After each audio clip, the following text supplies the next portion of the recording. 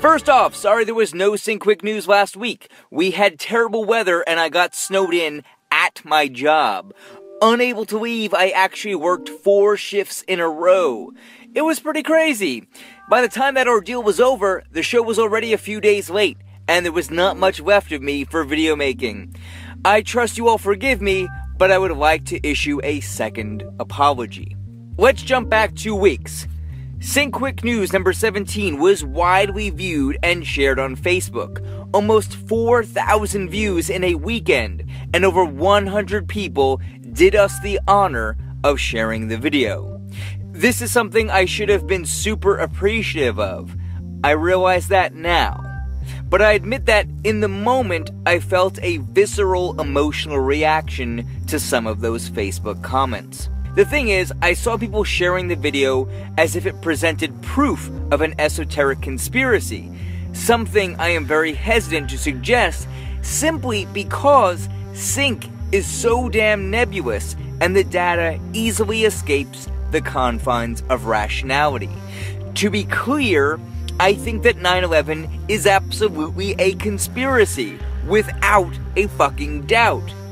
This I am confident of due to the diligent and objective work being done by alternative researchers in a concrete, journalistic, and deductive fashion. And I am so glad there are people out there doing the hard research.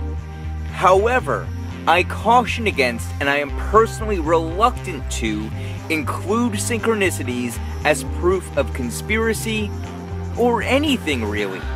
I guess the only thing sync proves to me is that we're all connected. And I guess I'm afraid that if we start using that as the basis of criminal accusations, then we'd all be guilty pretty damn fast. All that said, it is none of my damn business what you do with the data after I present it to you. I'd like to thank all of you for sharing the video, and a particular thank you to the 3 radio shows that allowed me to voice my initial concerns and work out the wording for what I was really trying to say.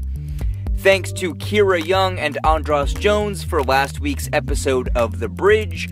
Thanks to David and John for Always Record number 113.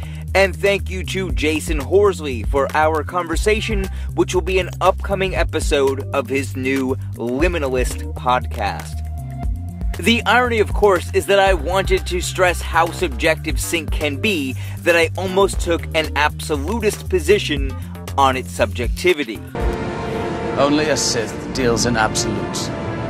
Yes, that's kinda what I was doing, and what I'm apologizing for. Anyway, there were so many synchronicities that hounded me all week, reminding me of the subjective nature of what we do here, but clearly, the best example has got to be that Hypercolor dress. Does anyone remember Hypercolor, or am I completely dating myself? I know there are people out there that say they see blue and black, and those people are crazy.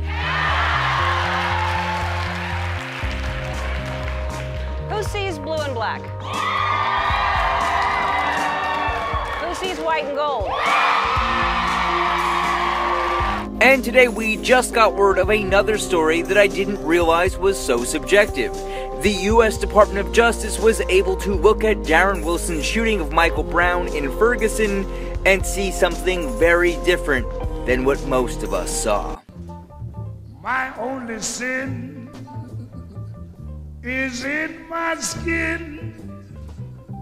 What did I do to be so black and blue? Thanks again for all your support, and hey, before I forget, SyncBook Plus members, this Saturday is our first Google Hangout, 12 noon Eastern. If you're not yet a member, sign up now.